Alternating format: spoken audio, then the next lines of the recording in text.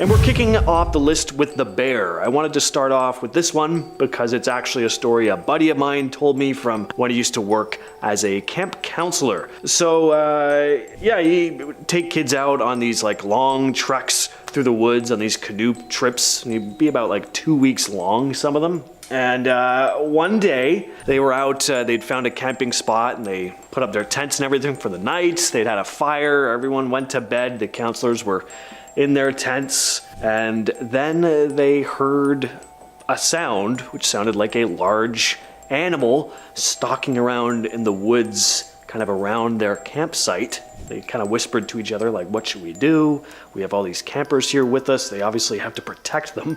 They got out of their tents and they decided to shoot off a flare. They had some flares specifically for bear encounters, and at this point they pretty much know it's a bear. Like, they hear it growling and it's like, yeah, it's pretty clear what this is. They fire the flare off in the direction where they're hearing this growling, and it's nighttime now so they can't really see anything. But as the flare starts shooting through the woods, it just illuminates this big like black bear, like just kind of illuminated through the flare, at which point it luckily turns around and runs into the forest. But yeah, suffice to say, they're pretty shook after that. Like, what would they have done if the bear didn't decide to run away? Yeah, freaky stuff. All right, next up we have a tale I'm going to call the Vanishing Man. This story was posted to Reddit by user Throwaway Friend, and I gotta say, if this happened to me, I'd be shaken up for a long time. I definitely felt a chill up my spine reading this one, so here it goes. Back in 2015, I was on a hiking trail in Arizona. I have hiked a lot in worse terrains in Europe, so I wasn't too worried about doing it alone. It was almost getting dark, and I was at an eerily deserted stretch for what felt like hours now. Suddenly, I heard a kind of music. As I kept going, I realized it was someone whistling. It gave me the creeps, but the idea of company relieved me a bit, too. Soon enough, I saw a man in front of me walking the same direction. He was wearing a t-shirt and pants, which was surprisingly inadequate, especially for the impending night. I passed him by. He was the one whistling, indeed. Turned to say the customary greetings. He looked up, deadpan, and without a word, turned back down towards the ground and kept whistling. He was walking slowly in an almost trance-like manner. I quickly averted my gaze forward, and almost abruptly, the whistling stopped. I turned back to see what had happened, and there was absolutely no one on the trail. Zilch. Didn't even feel like anyone had been there. At our number 8 spot, we have The Skeleton. The story was posted to Reddit by WhaleHeart0129. When they were 11, they went camping with their mom, her boyfriend, and their little brother outside of Las Vegas, in the middle of the desert. One morning, the group decided to go arrowhead hunting. During their hike, they stumbled on a full human skeleton laid out on a blanket, tucked under a bush. The person appeared as if they had fallen asleep and never woken up. The boyfriend knelt down, offering a prayer over the remains, and then they all walked back to the campsite in complete silence, each person just shocked by what they'd seen. They promptly contacted the ranger, and the boyfriend later got into a helicopter to guide them to the location of the remains. Turned out to be a young man who had been missing for almost a year. Next up on the list, we have a story shared by Reddit user Particular Knight 392, who wrote about an odd creature they came face to face with while hiking. So in early 2019, they went hiking with a friend. After walking for at least 30 minutes, they heard a rustling in a bush a few feet in front of them, and then a deer emerged, but something about it seemed kinda off. The creature lacked a tail, its ears were unusually small, almost invisible. Its eyes were abnormally large, giving it an almost goat-like appearance. The deer, or whatever this thing was, just stood still, fixated on the hikers. As it began to approach, they noticed something was off about its eyes, too. They weren't the usual brown, but a dark, piercing red.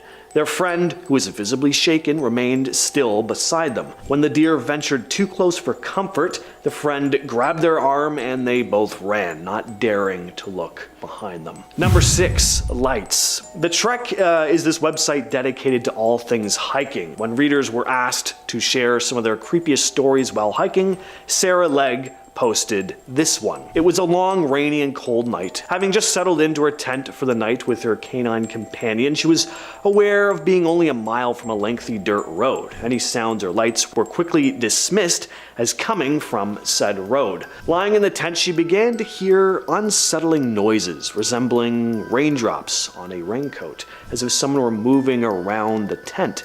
Less than 5 minutes later, a flash of light caught Sarah's attention. She thought maybe another camper had arrived, but she hadn't seen anyone. The lights formed a horizontal pattern around the tent, blinking from left to right as if someone was circling the tent. She tried to tell herself it was just car lights, but then things took an unexpected turn. The lights appeared above the tent, maintaining a perfect formation. Sarah, realizing that the lights couldn't be explained by nearby cars or reflections, started to get really unsettled. She covered her face with her sleeping bag, praying that whatever it was wouldn't pose any harm. She never found out what those lights were. Next up, we have another story shared by a different commenter, Jerry DeJong, on the same Trek site. So some years back, Jerry had been out hiking near Mount Shasta with a buddy. They had set up a camp for the night, cowboy camping by a crackling fire, enjoying cold beers and cooking up a pair of steaks. Then, out of the blue, Jerry's friend took a log and started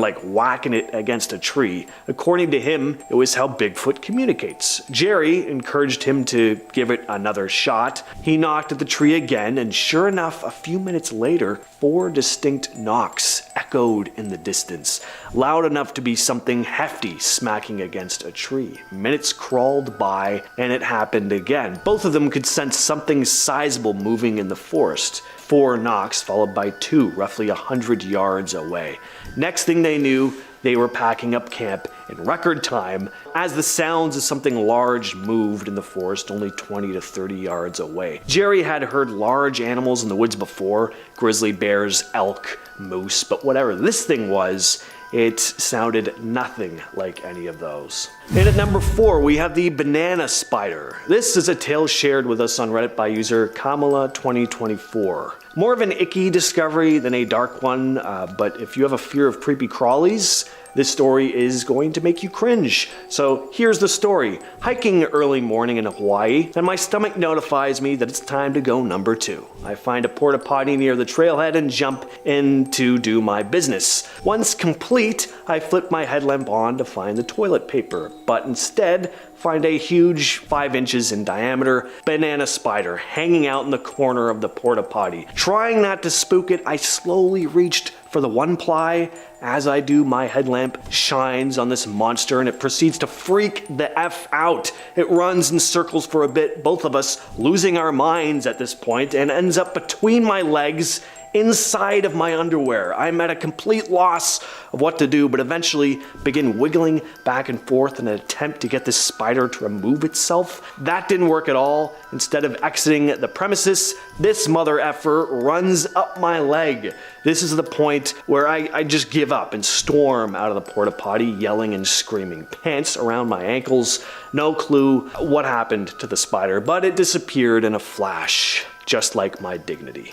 Our next story is called The Lost Hiker. It was shared by a man named Jeff Fissel. One weekend, Jeff headed down to Wilson's Creek Wilderness for a camping trip with a buddy. As the night settled in, Jeff woke up to find his tent mate crouched over him brandishing a knife. Jeff was obviously pretty petrified, thinking his friend was about to knife him, but trying to keep his cool, he asked, hey man, what's going on?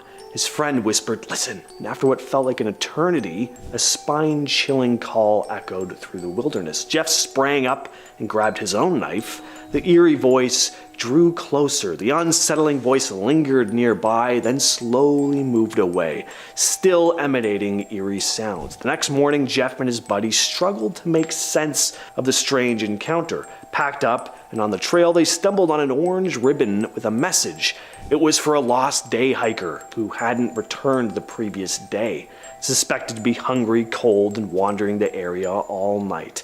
That must have been the man making the noises the night before. They realized they likely ignored a lost hiker. The problem was he never really asked for help, only making ghostly moans. Number 2. That's not Kevin. This one was shared by Cookies Choco, whose friends came face to face with something in the woods that they thought was their friend. The story goes as follows. I was in the woods with 3 friends at night. A friend's house was nearby, and I was getting hungry, so I went inside to find some food. Another friend came inside with me. 2 friends were still outside. Later on, one of the 2 who were outside comes in and sees the indoor friend on the couch next to me. They panic and immediately run back outside. I poke my head out the door asking what's going on, only to hear them yell as loudly as they can, "That's not Kevin!"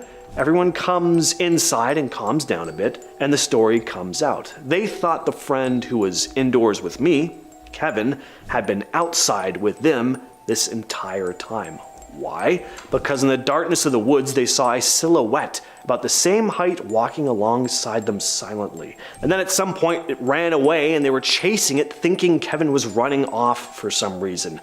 The reason my friend yelled, "That's not Kevin," was to stop the last outdoor friend from chasing whoever was out deeper into the woods. We still have no idea what that was or why they didn't ever speak. Finally, we have what I'm going to call the tale of the happy truck. This is a first-hand account shared to Reddit by Dying Lion. If this story is true, it's up there with some of the eeriest stories I've seen on Reddit. They describe the creepiest experience they had while hiking, not being with any wild animal, but with a little black pickup truck with rainbow and unicorn stickers. They were out walking their dog when they encountered the vehicle. It was blasting bubblegum pop music and smelled like cotton candy when it rolled by. First time it passed, it took a weird swerve toward them like it was aiming to hit. They quickly jumped out of the way, no big deal. Figured the driver may have got spooked seeing someone out at night with the reflective gear, but then the truck circled back and started driving right for them. This time, they were ready, snatched up their dog and jumped into a ditch. The car just missed them. Over the noise of the engine,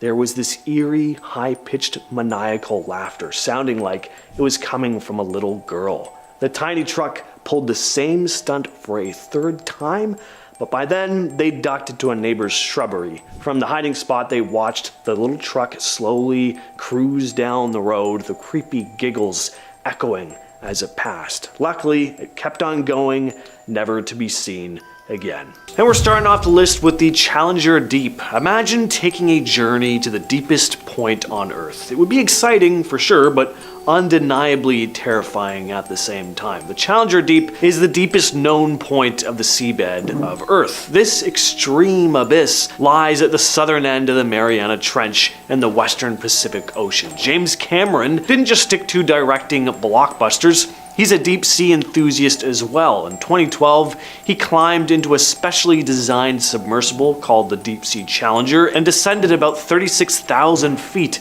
reaching the Challenger Deep, which is deeper than Mount Everest is tall. There's a handful of others who've dared to explore this mysterious abyss. Victor Vescovo, a Texan adventurer and businessman, went deeper in 2019. His submersible, the Limiting Factor, touched the ocean floor at a whopping 36,070 feet, breaking records. So right, it's deep, but what's down there? All sorts of weird and wonderful creatures, and some of them have never been seen anywhere else on Earth. Deep sea divers have also discovered microorganisms that thrive in the extreme conditions of the deep where sunlight can't penetrate. They survive in total darkness and under intense pressure. Organisms like this are pretty cool to discover too, because it makes us really question what the true limits of life are and the potential for extraterrestrial life in the universe that may thrive in environments we never thought living matter could. Number 9, Humanoid Creatures. So the year is 1982, and Russian military divers are conducting routine training exercises in the deep, dark waters of Lake Baikal, the world's deepest freshwater lake. These divers reported encountering something they couldn't wrap their heads around: humanoid creatures. Survivors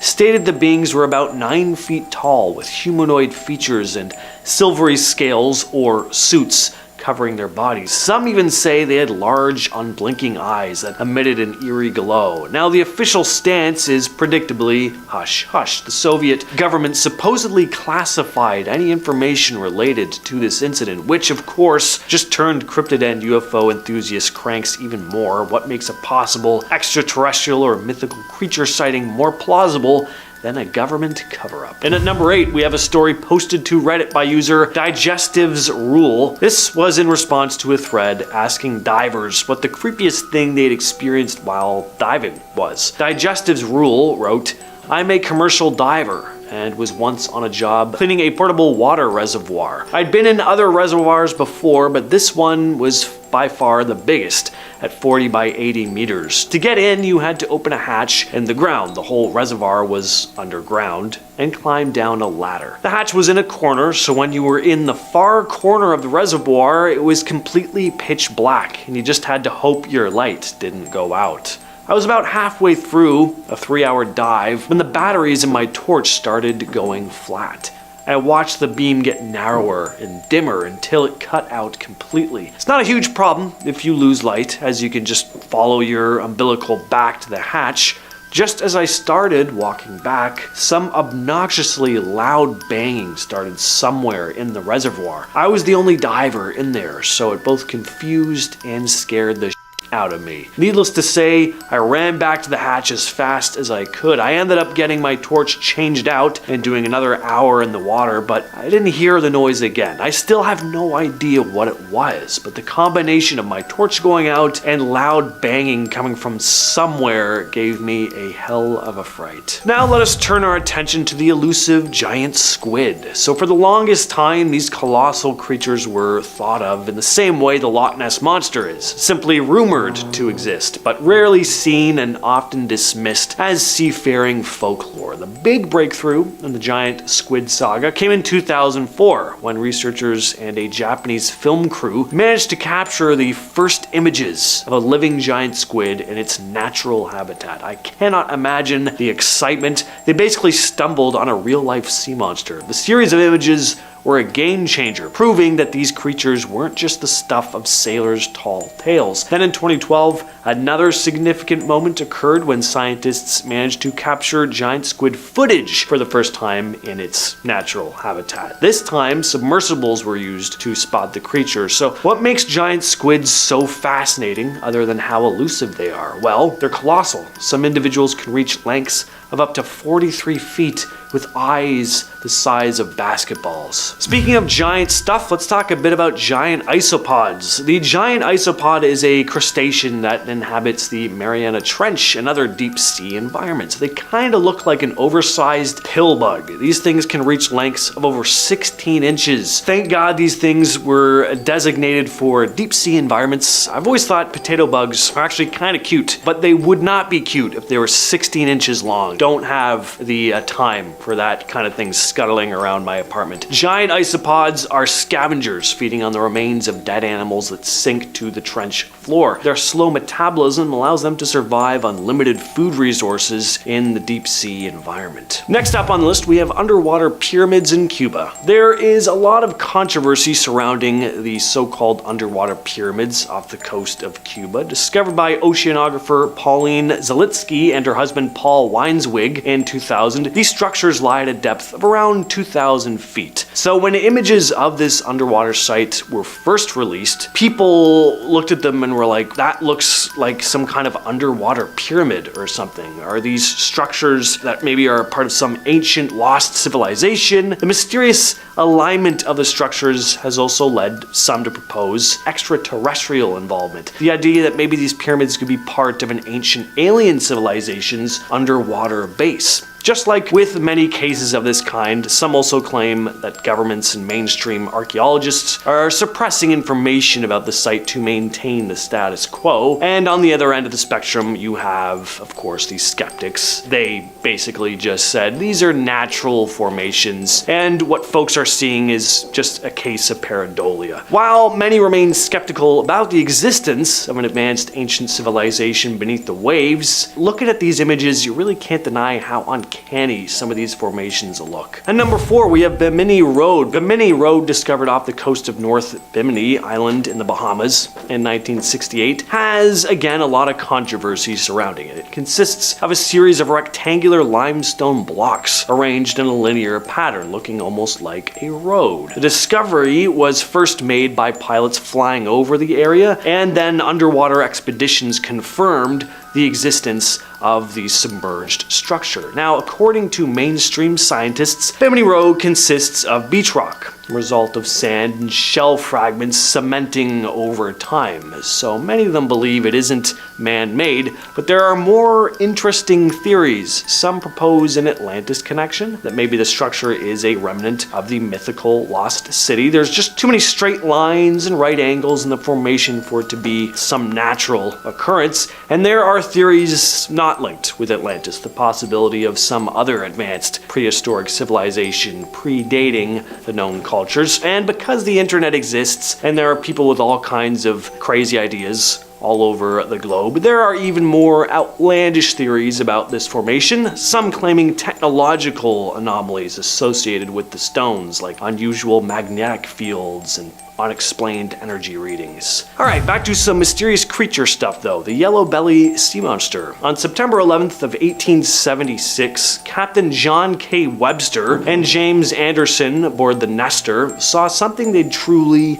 never forget. It was an unidentified sea creature while off the coast of Malaysia. They described the thing as about 60 to 100 feet in length. It looked a bit like a large tadpole with a flat necklace head. It didn't seem to have any fins or flippers either, and its yellow skin had a prominent black stripe running along its spine. About 9 years later, on October 4th of 1885, a similar creature was observed in South Africa. Witnesses reported a 90-foot creature with yellow skin, black stripes, but this creature had fins on either side. In 1965, Bernard Heuvelmans, a Belgian-French scientist, explorer, researcher, also often referred to as the father of cryptozoology, looked at these two sightings and then categorized the creature as the yellow belly. He believed it could be an unknown shark species or possibly an amphibian, creating a classification for tadpole-like sea monsters on a bigger scale. Of course, the most famous yellow belly sighting, though, occurred on December 12th of 1964 near Hook Island, Queensland. Robert Lasarick and his family, along with a friend, spotted an 80-foot creature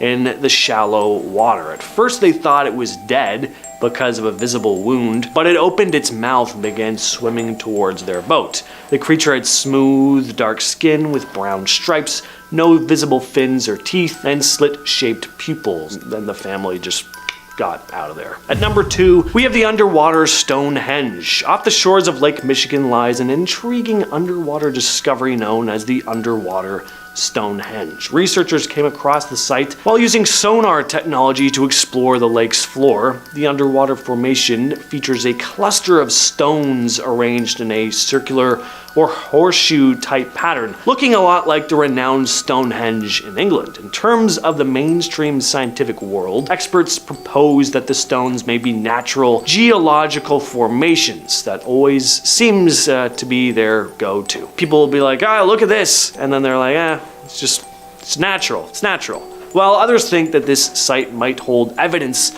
of an ancient civilization predating recorded history. The stones seem to be placed in this very precise alignment, and of course, Atlantis always comes into the conversation. Finally, though, we have another story posted to Reddit, this one by user Tamu. Actually, we have 2 short stories here. They go as follows. This isn't my story, but my dad's. So when he was in grad school, he did some field studies classes, some of which involved diving in Monterey Bay. One day he was diving, counting something off the Santa Cruz Pier, and he finds a shopping cart with bricks and cinder blocks and a chain attached to the handle. He naturally followed the chain and found a bare foot wrapped in the chain. He assumes something probably ate the rest of the body, and apparently his friends had seen similar things too. Also not mine, but my dad's friend. He says he was on a shelf counting mussels when he felt something tap his tank. He looked around, didn't see anything. He figured it was a seal, because they like to play. When he was nudged again, he saw it was a great white. He says he thought to himself, if it gets me, it gets me. I can't outswim it. Now, I don't know if he was actually that chill. I sure wouldn't be, but that's how he tells it. So that second story really gets me. Like, the foot is super creepy, but turning around to see a great white right next to you, and you're in its habitat, and you just have that acceptance of like, there's nothing I can do in this situation. That is fear on like a true primal level. Yeah, spooky. Coming in at number 10 is the Secret Crematorium. In 1987, it was discovered that a ceramic place was secretly used as a crematorium, which is illegal, by the way. How was it discovered? Well, a man called in to complain about the smell and said, "Don't tell me they're not burning bodies. I was at the ovens in Auschwitz." Yep, he survived being in a concentration camp and recognized the smell, which I can't even begin to imagine how traumatizing that would be. The firm Oscar Ceramics belonged to David Sconsi, who owned the Pasadena Crematorium, which closed after its roof was destroyed by fire. Oscar Ceramics was then closed by Hesperia Fire District officials after neighbors in the area complained of a putrid odor coming from the building. Inside, officials found 2 kilns that contained partially burned human remains, according to Assistant Fire Chief Will Wentworth. They weren't totally cremated when we shut the kilns down and opened them up. The State Attorney General office was investigating it, claiming the ceramics place has done nothing but cremate corpses, including 950 pounds of unidentified body parts from the August 31st Creditos air disaster since it opened. Yeah, that is horrifying. Number 9. Visitor in the attic. In 2012, a single mother of 5 named Tracy found a man living in her attic. She heard banging in her attic and thought it was an animal, but when she sent her older sons and nephew to check, they found a man that she had broken up with 12 years ago sleeping in her heating unit at her home in Rock Hill, Charlotte. Tracy said his addiction to drugs and offenses for robbery, including her own truck, meant that she was not interested in him, resulting in her breaking up with him a good 12 years ago. Talking about the night she discovered the man in her house, she said she had a feeling something wasn't right. Then she said she heard a thump coming from the ceiling and noticed things coming loose from the ceiling. She said, "Then all the nails just popped out of the ceiling over my bed like bing bing bing. I thought there was some poltergeist stuff going on." That's when she sent the men in her home to check out the attic. They found a man. He had packed all the old coats and jackets into the heating unit and was sleeping in the heating unit, she said, adding that the man ran downstairs and out of the house before police could get there. Officers said they found a number of sonic cups filled with feces and urine in the attic. Now, the only entrance to the attic is inside the home in the hall that connects her son's and daughter's bedrooms. Yeah, if I found out that someone was living in my attic, I would freak out. I think I'd prefer it to be a ghost. Number 8. Body in freezer. In 2015, a crew from the 36th District Court went inside Michelle Blair's apartment and began taking out the furniture when they found bodies in her deep freezer. Located in the living room, the freezer contained the bodies of her daughter and one of her sons. On being questioned of the crime, she said that they were turning into demons, so she decided to end their lives and that she would do it again. During the trial, she had many outbursts yelling "F you," and everybody wanted to know, yes, I ended her life, when speaking about her daughter. While she was in court, Michelle said, "I don't care what anybody thinks, she had to go, period." Michelle was convicted of first-degree homicide and sentenced to life imprisonment in June 2015. Currently, she is serving her sentence at the Huron Valley Correctional Facility in Pittsfield Township, Michigan. Now, as per reports, Michelle has accumulated around 28 misconducts by March 2017. Because of her conduct, she was then sentenced to an additional 38 months to 5 years. Number 7. Restaurant front. In 2019, 5 people were under arrest in connection with a ring run out of the back of the original Nancy's Seafood and Oriental Market in Savannah, Georgia. According to law enforcement, the more was 4 pounds of a certain green plant you can smoke, 100 THC vape pens, a crystal substance, and cash. All of it was served up from the inside, shocking other business owners. Not something we'd expect, said Edwin Smith, owner of Crossroads Pawn and Sales. His store is right across the street from Nancy's. He said he didn't know drug sales, but he did know that the food was very popular. Now, the investigation into what was going on behind the counter started in Bullitt County, where law enforcement thought drugs were coming from Chatham County. The trail led right to the restaurant. In some cases, people were going to the very back of the restaurant, so the general public was not made aware, said Gene Harley, assistant director of Chatham's Savannah counter-narcotics team. He says the investigation started and ended in a few days. The owner and family members were arrested, taking down a major part in a cross-country drug ring. There were lots of people who were utilizing that solely to obtain their narcotics, so it was a distribution hub, Harley said. Number 6. School Fight Club. A teacher in Florida has been arrested for allegedly organizing student fights in her classroom. Yep, a place where you're supposed to learn turned into a fighting ring. Angel Footman watched on from behind her desk as students of Griffin Middle School attacked each other senselessly and even asked them to not record the fight or attract attention by screaming. She has been slapped with 4 counts of contributing to the delinquency of a minor. Now, Angel has denied organizing fights but acknowledged failing to report them. But footage released of these fights showed her laying down the rules of engagement, telling participants not to pull hair and to limit their clashes to 30 seconds each, the outlet reported. Number 5. Campsite. 7.5 months after the Cowden family was reported missing in 1974, police found their bodies. The Cowdens had gone camping in the Siskiyou Mountains in Applegate, Oregon over Labor Day weekend in 1974, but failed to show up for dinner at Richard Cowan's mother's house on September 1st. The media accounts from the time described their campsite as undisturbed, as if the family left abruptly. Investigators later postulated that they had been abducted. Then, their bodies were discovered in April 1975, about 100 feet from the campsite. Richard's body was found tied to a tree, while the bodies of his wife, son, and daughter were found in a cave with rocks sealing the entrance. Dwayne Lee Little, a criminal serving 2 life sentences, allegedly confessed to a fellow inmate that he ended the lives of the Cowdens family while on parole,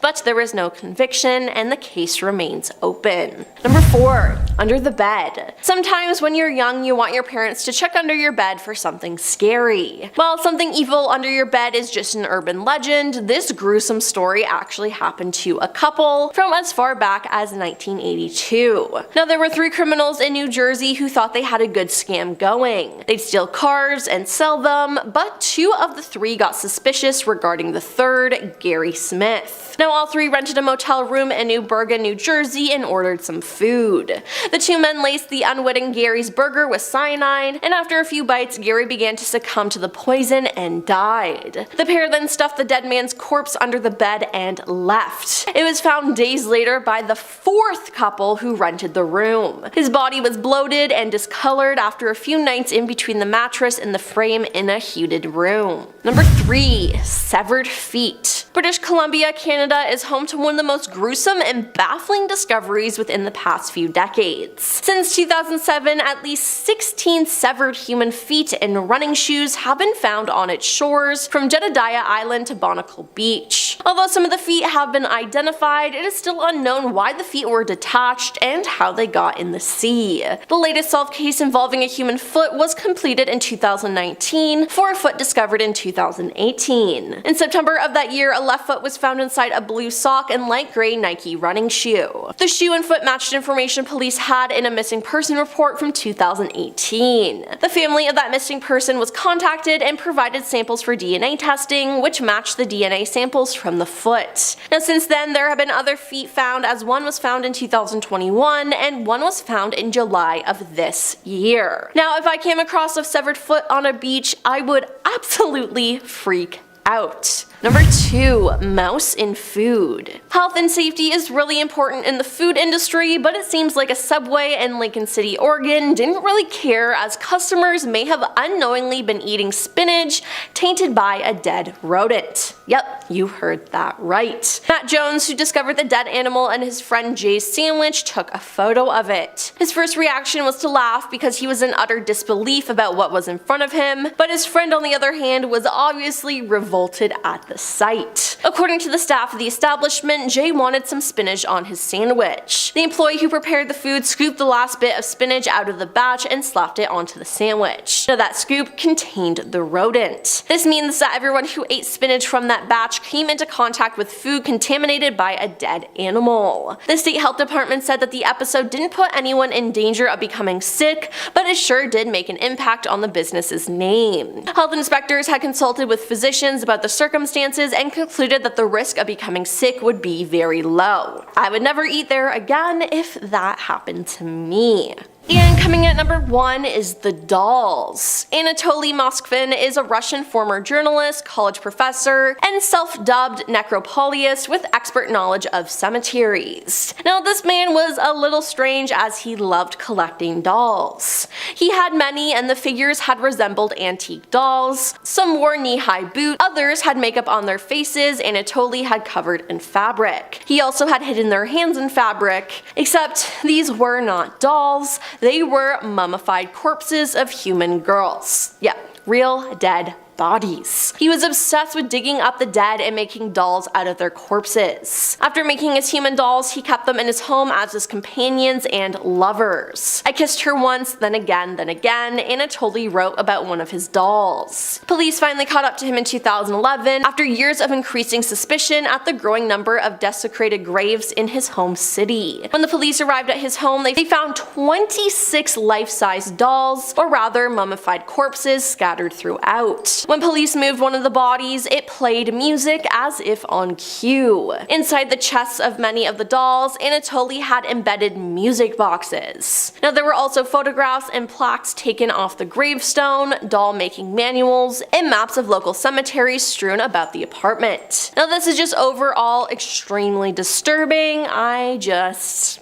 can't. Coming in at number 10 is Cincinnati Subway. In the 20th century, Cincinnati decided to build a subway system after canals quickly became, well, a nuisance. The plan was made in 1912 to build a 16-mile rapid transit rail system in a loop around the city, with a branch going underground and heading downtown. More than 80% of citizens said yes to the new railway, but work on it didn't start after World War I on January 28, 1920. Now, despite several delays, the 2-mile underground portion of the subway was completed by 1923. Proposals came and went in the 30s, but none were implemented. A 1948 study finally ended the Cincinnati subway for good, though efforts to do something with the tunnels have been constantly ongoing for more than half a century. Ideas have included a bomb shelter, a shopping and nightlife district, a massive wine cellar, and more rapid transit. I-75 was built, destroying a large segment of the underground passage, but one of the city's best kept secrets is in fact that sections of the original subway still remain, including all 4 of the stations put in during initial construction. Today, all of these passages are sealed off and they are used by Cincinnati Waterworks only. However, stories say there are ghosts that reside in them. Some say the tunnels were never put to use because of the strange activity that takes place throughout. Rumor has it, if you listen closely enough, you will hear footsteps and breathing in the darkness. Number 9. Mexico Subway. Between 2008 and 2012, workers on a subway extension track of El Metro in Mexico City uncovered a number of human skulls dating back to the Aztec imperial period. They appear to have been part of a skull banner, which is a rack where skulls of sacrificial victims were proudly displayed. The grisly find included 2 male skulls, 1 female skull, and weirdly enough, a dog skull. All the skulls had characteristic proportions, allowing them to be mounted on the rack, which is odd considering that most sacrificial victims were men, and sacrificial skulls of animals were rare. Regardless, finding that is just straight up creepy. Number 8. All the New York subways. In 2014, a team of scientists from Weill Cornell Medical College sequenced genetic material found in the turnstiles, seats, and ticket booths of all 468 New York City subway stations. They discovered bacteria known to thrive on human skin, as well as those associated with gastrointestinal and urogenital systems and human feces. They discovered remnants of neighborhood-specific cuisine like pizza and falafel, waffles, though considering the fecal bacteria, I don't think you should really be eating on there. Now, one station that had been flooded during Hurricane Sandy still contained DNA associated with a marine environment. They even found traces of anthrax and the bubonic plague, although they were quick to downplay any risks to the public. All in all, the team found DNA from 15,152 distinct species. The weird part though, over half of the DNA sequences match no known organism. The likely explanation is that the subways simply contain mundane microorganisms that we haven't got around to matching the genetic sequences for yet, but to me that sounds like they might be hiding aliens from us. Number 7. Moscow Subway. Metro 2 is the name given to a secret underground rail network built by Stalin in the 1930s to allow the Soviet secret police to move around the city rapidly without detection. It originally linked Stalin's dacha suburban residence, the Ministry of Defense, command bunkers, and other military facilities. Larger and more expensive than the official metro system, it is unknown whether construction stopped after Stalin's death or if his successors continued to expand it. The system was also meant to serve as a protection against a nuclear attack, with a supposed giant bunker built that was able to house up to 300,000 people, along with an alternate command post for the Soviet High Command. Now, there are even rumors that the network extends for miles outside of Moscow, allowing Soviet leaders to flee in case the capital was hit by a nuclear attack. There are also rumors that the tunnels were used by the military to transport supplies, materials, and personnel between bunkers without exposure. A tunnel leading into the Metro 2 system was discovered after the 1960s era Russia Hotel near the Kremlin was demolished. The tunnel was referred to as D6, which is apparently KGB code for Metro 2, and urban explorers attempted to exit through the main metro line through a sealed door. Number 6. Vancouver Subway. The bustling waterfront station is one of the most important hubs along Vancouver's transportation system, and it's considered the city's most haunted building. Built by the Canadian Pacific Railway in 1915, many of the station's attendants have reported apparition activity, especially during the night shift. One night, a guard saw a ghost of a woman in a 1920s flapper dress. She was dancing alone in the corridor on the west side of the building, and he could hear the sound of 1920s music playing as she danced. When he approached her, the music stopped and she suddenly vanished. Another security guard entered an empty room with nothing but his flashlight to light the way, and he encountered the ghost of an old woman. She was glowing white and had a mournful look on her face. As he stood staring, she reached out to him. Then, on an upper floor, another guard experienced poltergeist-like activity while on night patrol. As he walked through a room used to store a number of old desks, the desks moved together behind him without a sound. When he turned to make his way back through the room and realized he was blocked by the desks, he was scared, he leapt on top of the desks, and ran from the room. In addition to these encounters, various security guards at the waterfront station have heard the sounds of phantom footsteps walking on the tiled floors of the building late at night when nobody else is around. Others have seen the ghosts of 3 little old ladies sitting on a station bench as if waiting for a train that never arrives. Number 5. Australia Subway. The Macquarie Field Station is located in Australia and is home to a ghost of a girl who haunts the train's platform. Several people have reportedly seen her walking as she clutches her bloodied chest, with her terrifying screams getting louder and louder as nighttime approaches. When she is not vocalizing her pain and suffering, the girl at the train station sits on the platform while staring at the tracks as her moans and groans echo around her. Now, in July 1906, a woman named Emily Gangson was reportedly run over and had her life ended by the train, so this ghost girl is rumored to be her. Number 4. Singapore Subway. Ambition MRT station Ambition in Singapore is rumored to be filled with ghosts. Now, the station along central Singapore's mass rapid transport system was constructed over the location of the former Bai Sheng Tang Cemetery. So I mean, are we really that shocked that it's haunted? Among the series of frightening reports in the station's vicinity include ghostly sightings of headless figures and phantom passengers, and the hearing of footsteps on top of moving trains. There's also a tale of a young man on a train who witnessed a woman sitting opposite him calmly remove her head and place it on her lap. Yeah, I would have lost it if I were him. Number 3. Ireland Subway. One of the major railway stations in Dublin, Conley Station, has a history that provides plenty of reason to suspect supernatural activity at work. The train station, which first opened in 1844 as Emmons Street Station, was bombed during World War II in 1941. Multiple reports of poltergeist happenings were spread, including one incident in which a night watchman spotted a soldier walking along the platform on the security camera. After playing the security footage back, the soldier was nowhere in sight, and instead a group of pigeons were in his place. Doors have been known to open and close of their own accord, and there have been claims of poltergeist activity at the station over the years. Number 2. India Subway. This station in a village of West Bengal's Parula district hosts the spirit of a woman in a white sari who dances on the train platform. It's rumored that the woman died during a railway accident along the tracks. In 1967, a railway employee gave an eyewitness report of the sighting of the woman. The next day he told people about it, but they ignored him. Now a seemingly first-hand account of the incident was published with details of what had actually happened at the time. Then weeks later he was found dead, presumably by the ghost. The real trouble started when the dead bodies of the station master and his family were found in their quarters. The station was subsequently closed as trains stopped making halts there due to alleged paranormal phenomena. The station was subsequently closed for 42 years until its reopening in 2009. And coming in at number 1 is New York Subway. Again. Now, City Hall Station, also known as the City Hall Loop, is an abandoned subway station in New York City. It was a part of the original line of the Interborough Rapid Transit Company, IRT, which opened on October 27, 1904. However, the station's unique design proved problematic for the longer subway cars that were introduced later. As a result, it was closed to regular passenger service on December 31, 1945. Now, it's said that this place is haunted, as during the construction of the station,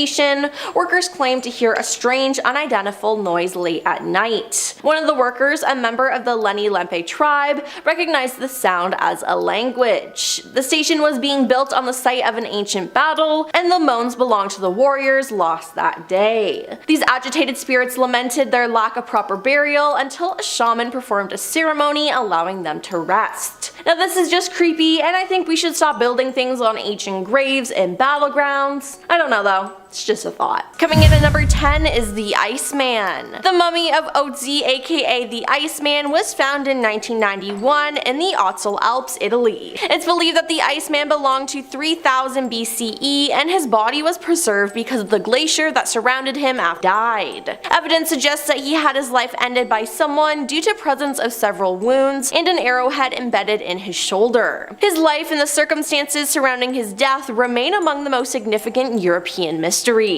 Now, however, soon after his discovery, people who were involved with his discovery began to die due to violent accidents. Forensic pathologist Rainer Henn died in a horrific car accident, mountaineer Kurt Fritz died in an avalanche, and hiker Helmut Simon died after falling off a dangerous hidden path. The Iceman then claimed 3 more lives in quick succession between 2004 and 2005. Now, it's thought that anyone who comes into contact with the Iceman will die, and people believe that the discovery of the Iceman is a curse and has the power to destroy mankind. All I'm saying is, I would never get close to him. Number 9. Viruses. One major fear of global warming is that it could release unknown pathogens into the air, some of which may have the capacity to seriously hinder and endanger humanity. Now, a lung sample from a woman's body exhumed in 1997 from permafrost in a village on the Seaward Peninsula of Alaska contained genomic material from the influenza strain responsible for the 1918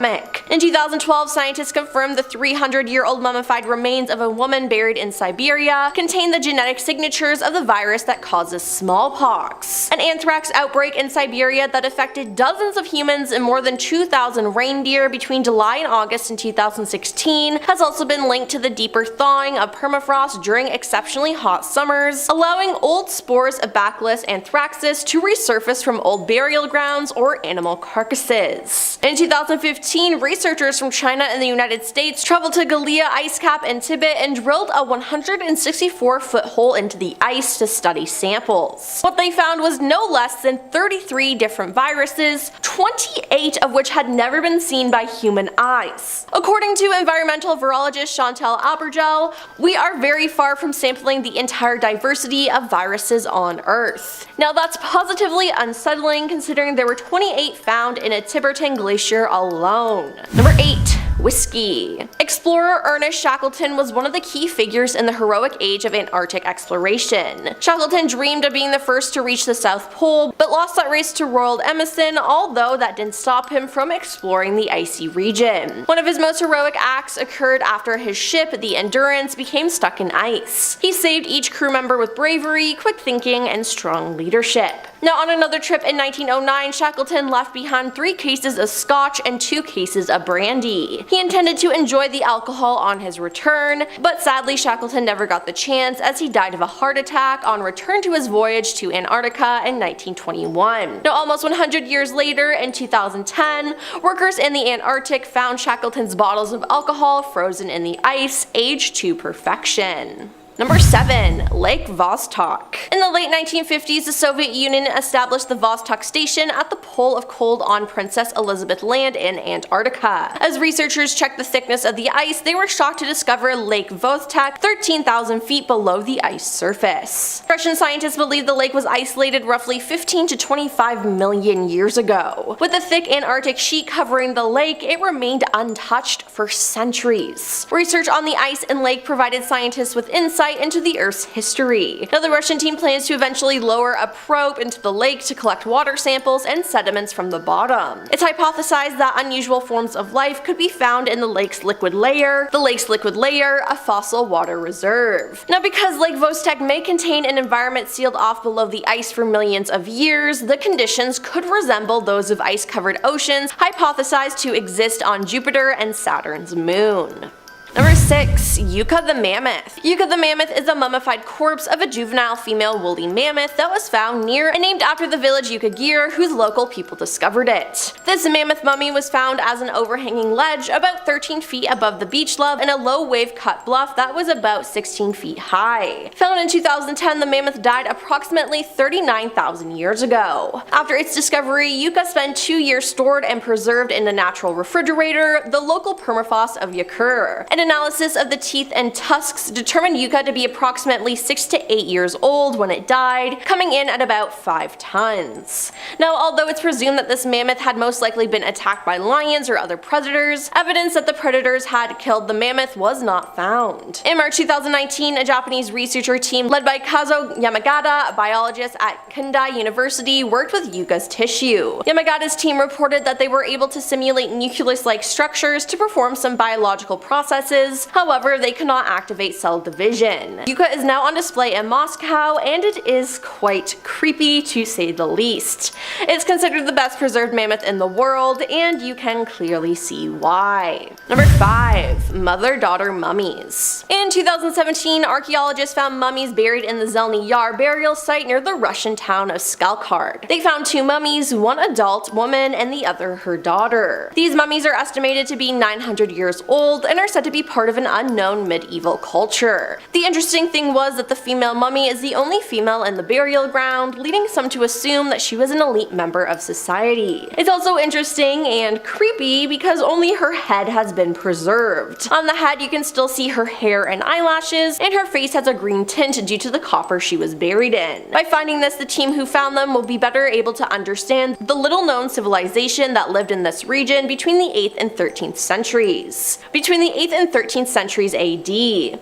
Alexander Gustav, expedition leader, said the remains were found near one of the 3 monuments at Zeleny Yar. They were buried in a north-south direction, their feet facing a river, the significance of which is thought to be religious. Now who these people were and how they ended up on the edge of the Arctic is not known, but previous DNA analysis has shown them to have links to Persea. Researchers are currently working to connect the civilization to local indigenous populations living in the region today. Number 4. Fish. The freezing of an animal, insect, or fish can happen at any moment when the temperature suddenly drops and everything begins to freeze. Now this is what happened when two brothers went fishing on a Wawasee Lake in Indiana a few years ago after a cold snap. They made a startling, bizarre, and mysterious discovery. They found a pike frozen in the ice of the lake. Now in most cases a frozen fish isn't a big deal, however the pike died in the middle of eating a bass. The most probable theory suggests that the pike choked on the bass, died, and was frozen in time, the two fish entwined together forever. Now at first nobody believed the two brothers on social media,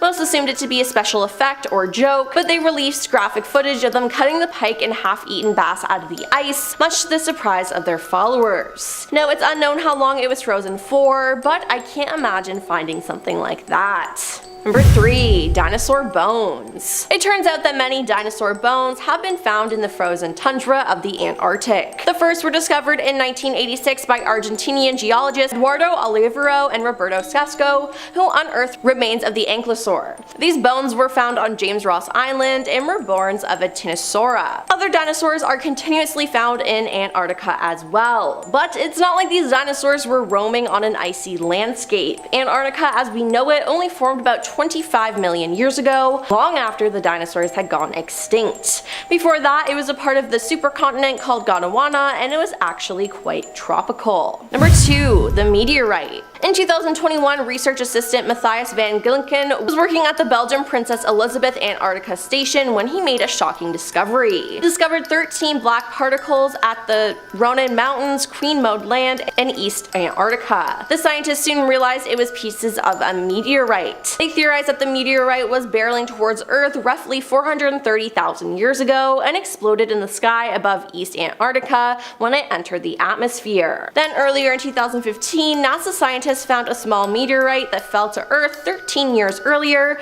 landing in the icy cold Antarctica. Now evidence suggests that the object contained microbes from Mars. And coming in at number 1 is Millionyearold DNA. In the fall of 2022, scientists announced that they uncovered Millionyearold DNA just north of the continent of Antarctica. Scientists actually accidentally collected the unusual genetic samples up to 584 feet beneath the sea floor as part of a 2019 survey led by the International Ocean Discovery Program in the Scotia Sea north of mainland Antarctica. The ancient sediment that was discovered is now the oldest marine DNA found from seafloor sediments. The team looked closely at damage patterns within the recovered DNA fragments to establish exactly how old they were. Now the oldest fragments clocked in at around 1 million years old. Now until now, the oldest set of DNA, which was found locked inside Arctic permafrost, dated around 650,000 years ago. This DNA will be analyzed and studied by scientists, as it will tell us a lot about the polar marine ecosystem as well as how climate change may affect Antarctica. And we're starting off this list with Gabo in the Sahara Desert in Niger stands Gabo, consisting of 8 archaeological sites. It was discovered in 2000 by a team of researchers led by Paul Serrano. The graveyard dates back to the Holocene period, about 10,000 years ago. The site gave archaeologists a wealth of info about early human societies in a once habitable Sahara. There were tons of burials there, both human and animal, giving researchers a small window into the lifestyle and burial practices of the people who once lived there. It looks like there was a mix of hunter-gatherer and farmer communities. Human remains, along with cattle and other animals, showed that there was a coexistence of early humans and domesticated animals in the area. The graveyard's location is now an arid desert, but at one time it was a lush, lively area with lakes and vegetation, and the aquatic and land fauna in the grave sites showed that there was a shift from a healthy green environment to the desert landscape of today. All of this is really cool, but I don't think I need to do a lot of explaining as to why finding a vast area in the desert full of buried human bones would also be kind of eerie. Number 9. The 6-foot catfish. In 2017, a previously undiscovered prehistoric species was discovered, buried in the sands of Egypt. It was named Quarmatus hitanensis, which was basically a massive sized catfish that was swimming around 37 million years ago. It was actually 6.5 feet long, which is horrifying. And anatomically, these things were basically identical to modern day catfishes. Just scaled up, of course. Not the scariest prehistoric sea creature by a long shot, because call me crazy, but I actually think catfish are kinda cute. But any animal larger than your average human being is just kinda intimidating to me, even if they are cute. And at number 8, we have the Napta Stones. The Napta Stones are a collection of ancient structures located in the Nubian desert. This formation of stones date back around 6,000 to 7,000 years ago, during the late Neolithic period. The site was first discovered in the 70s by a team of scientists led by Fred Wendorf, an American archaeologist. The Napta Stones are a series of these flat granite slabs and megaliths arranged in a circular and semi-circular pattern. The stones vary in size, some weigh several tons. It's still a bit of a mystery as to what they were used for. Some scholars think they were used as an early form of a calendar. The alignment of the stones with specific astronomical events also means that the ancient people who built them had a sophisticated understanding of astronomy and were capable of precise measurements. The stones are also associated with the ancient cattle cult that existed in the region. Archaeological evidence suggests that people who built the stones were farmers who relied on cattle for their livelihood. The stones feature carvings and depictions of cattle showing the importance of these animals in the religious and cultural beliefs of these ancient people. But the exact purpose of the stones, the identity of the people who built them, and the true extent of their knowledge about astronomy and agriculture are still relatively mysterious. Next up, we have the Sahara ghost towns. Ghost towns are always creepy. It's hard not to feel uneasy in a village completely void of people. Even empty buildings at night just give us the creeps. So imagine being in an ancient abandoned town in the middle of the Sahara Desert. Jado is an abandoned settlement in the northeastern region of Niger, near the border with Libya and Algeria. One time the town was a thriving community inhabited by the Tuareg people,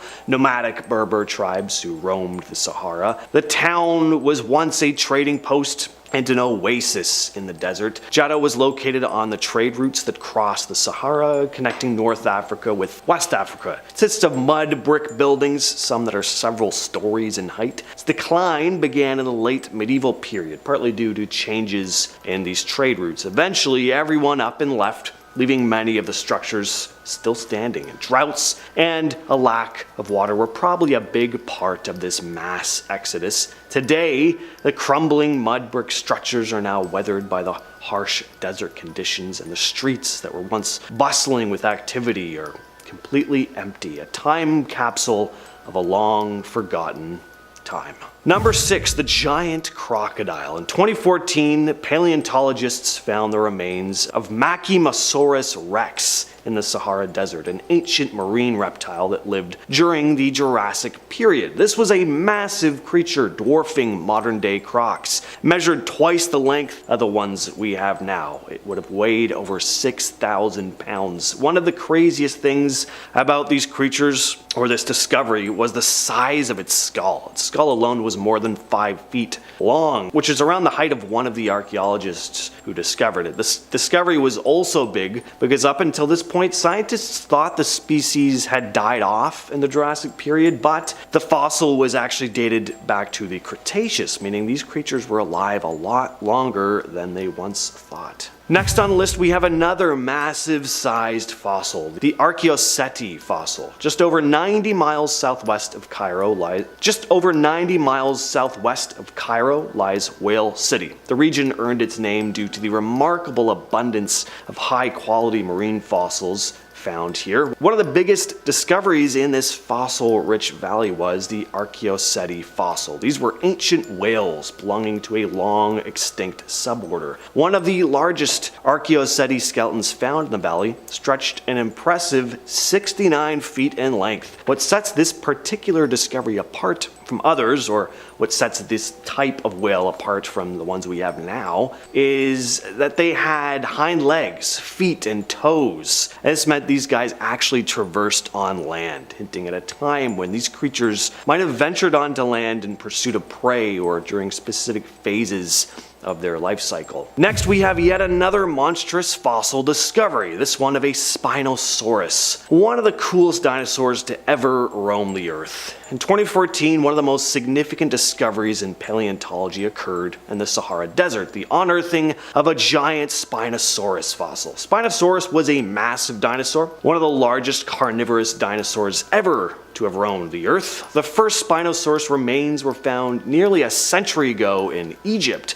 but during World War II, these fossils were lost when an Allied bomb struck a museum in Munich. What was left behind were just a few surviving drawings of the dino, and for years the scientific community was left with just fragments, unable to do further research on the beast. Fast forward to 2014 though, when paleontologists struck gold in the expanses of the Sahara, specifically in eastern Morocco. The discovery of the new Spinosaurus fossil gave scientists the chance to once again delve deeper into the details of this gigantic monster. At our number 3 spot, we have the Eye of Sahara. The Eye of Sahara, also known as the Richat structure, is a massive circular formation that looks almost like a giant eye in the middle of the desert. It spans approximately 30 miles in diameter and can be easily seen from space. For a long time, scientists believe it to be an impact crater formed by a meteorite hitting the Earth, but turns out this isn't the case. Geologists now think that it's a highly eroded geological dome created by the uplift of deep-seated rocks and then erosion over millions of years.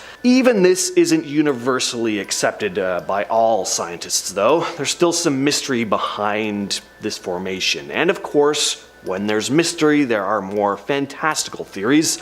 I've heard stuff along the lines of the Eye of Sahara being part of the remains of the lost city of Atlantis. The circular structure matches Plato's description of Atlantis being surrounded by a series of concentric circles. Some have also speculated that maybe ancient alien activity could be the cause, believing that the formation's perfect circular shape is just too precise to be a natural occurrence and must have been created by extraterrestrials. What's very clear though is that the Eye of Sahara is a pretty spectacular sight. In 2012, a team of workers from a Polish oil company made a surprising discovery in the vast expanse of the Sahara Desert. During their expedition, they stumbled upon the wreckage of a British Royal Air Force fighter plane, a Kitty Hawk P-40, that had crashed there nearly 70 years earlier during World War II. The pilot of the plane would have been Flight Sergeant Dennis Copping, who had gone missing while defending Egypt from the German invasion of North Africa. But Copping himself was nowhere to be found. It was clear that he'd survived the initial crash though. Not only were there no bones, but a parachute was discovered, which had been repurposed to form a makeshift shelter. It's believed that he might have survived the crash and initially sought refuge near the wreckage, but running out of food and water, he eventually would have ventured out into the desert, hoping to find help or civilization, but his true fate remains a mystery. There were no other clues as to his whereabouts. And finally, we have another long-lost city, Timgad. Timgad, located at the edge of the Sahara Desert, is an ancient Roman city in present-day Algeria. The city remained hidden beneath the sand for nearly 1,000 years. Founded by Emperor Trajan around 100 AD, Timgad was strategically positioned as a military colony, a vital outpost in the Roman Empire's network. The city's layout was meticulously planned. It had a grid system with well-defined streets, public buildings, and residential areas. Timgad thrived for several centuries. It had impressive structures, a grand arch, a theater, basilicas, temples. But Timgad started to decline at the fall of the Roman Empire. The city succumbed to economic challenges, it was invaded. Eventually the city was abandoned, gradually fading into obscurity, buried beneath layers of sand. It wasn't until the 19th century that the ruins were rediscovered by European archaeologists, and what was left of the city was remarkably well preserved. Coming in at number 10 is Rocking Cradle. This Reddit user said, "I was exploring a large abandoned hospital complex and came across a house on the property. I assumed it once belonged to to the head of the hospital and his family, as the complex was incredibly isolated and a self-sustaining place. We climbed through a downstairs window, and the house is in fairly decent shape and mostly empty, all apart from an old cradle. It looked Victorian, like it had been lifted off an old-fashioned pram or stroller. Very gothic looking, if I'm honest, and definitely not the kind of thing you would see anymore. We walked past and made some standard "that's creepy" comments and quickly checked out the rest of the house. We have to go back through the cradle room to get out the window, and as we walk in, I stop in my tracks. My friend asks what's wrong and then sees for himself. The cradle has moved several feet and is rocking. There's no breeze, and even if there was, that thing is heavy enough to have left slight scratches in the wooden floor. We heard and saw no one else in the area, and I still cannot explain it. Yeah, that's a no from me. Ugh. Number 9.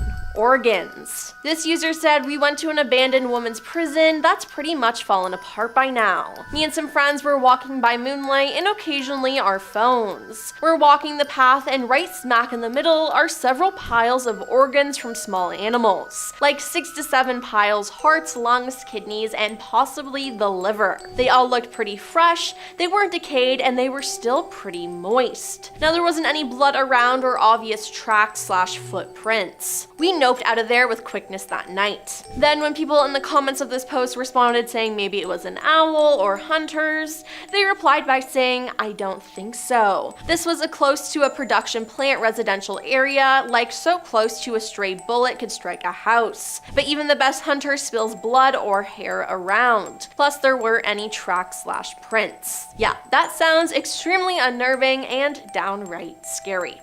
Number 8.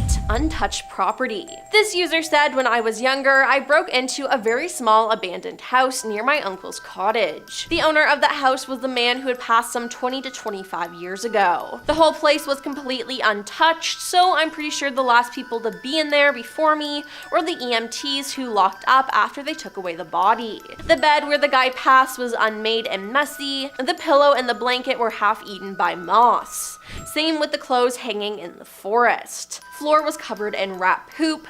There were dirty dishes in the sink, which were stained yellow. On the bedroom table, there was an open book and some others stacked next to it. Other than that, it seems like the guy was completely broke since there was nothing else in the house. No photos or documents, no TV or radio, no extra furniture. The doors and windows were locked, so no one else had been there. The man had no relatives, according to my uncle, and was only 45 to 50 years old. Now that's just absolutely crazy that the property just sat there lost in time." Number 7. Possessed music box. This online user said, "We were out exploring around 11:30 at night in the middle of a forest. We stumbled upon an old abandoned house, and it didn't seem too creepy at first until we stepped foot inside. Everything was pitch black and boarded off. Turning on our phone flashlights revealed scattered all across the floors in every room, along with tons of dolls. Now the creepy part was when we ventured into the basement. The moment I turned the corner, went down the stairs, and looked in the basement, I heard a music box start playing from the other end of the room. Needless to say, the three of us bucked it out of there as fast as we could." Yeah, music boxes are inherently creepy, but nope. Number 6. The Ritual. This explorer said, "There was an old brick building in the middle of my hometown. It was gutted by fire, but the walls and ceiling remained. This place was huge, and the property was all overgrown and wooded. Now the place had been abandoned for decades, and whenever we went exploring there, it was mostly inside the building. We decided to explore the woods once, and they were very dense and difficult to push through. We found a clearing inside, and it was almost perfectly circular. There were logs arranged around the circle, a large star made of sticks in the middle. There were figures of people made of sticks and twigs hanging from nearby branches. I have no idea what the place was, but it was the creepiest thing I've ever seen." Now this sounds exactly like a scene from the movie Blair Witch. I hope they didn't touch anything and just left, because I don't think they'd want to be terrorized by whatever put that there. Number 5. The Raven. This user said we went to a large abandoned federal prison. It was a sanctioned tour, but it was dark and creepy, and there were physical safety issues. Went through the psych ward and the infirmary as the last 2 stops of the tour, and then we were all allowed to just wander freely. My group of 4 went back to the psych ward. This time, there was a huge raven dead in the middle of the floor on the first room of the psych ward. Its head was at a crazy angle, and it was lying in a puddle of blood that was still wet. Now, all windows were closed and intact, and we left and re-entered through the only door that led to the rest of the building. Nobody saw or heard anything like a bird, and it was the middle of the night, so it wouldn't have just been flying around. Made me think they're probably creepy squatters who weren't happy about the overnight tours, which had just started the week before, so it really gave me the creeps. Number 4. Carcasses. My college folklore professor told us the story of how she and her friend were working for a professor while they were in grad school in the 70s, doing research on ghost stories in a southern Indiana small town. They checked out an old abandoned farmhouse and barn, but didn't find anything interesting in the barn and decided to check out the farmhouse. This place is missing all the windows, the doors are hanging off the hinges, and there's lots of leaf coverage and dirt in the entryway. But further into the house, it's clean.